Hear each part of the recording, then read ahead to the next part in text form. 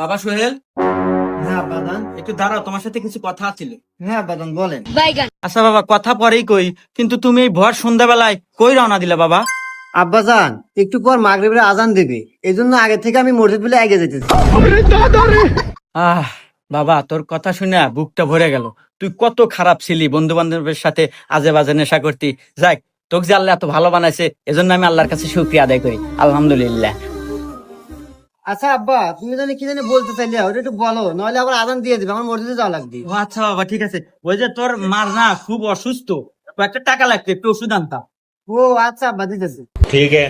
रुको जरा खत्म।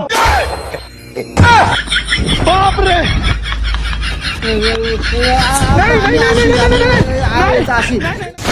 বন্ধুরা, কি বুঝলেন? পোশাক এবং লেবাস দেখে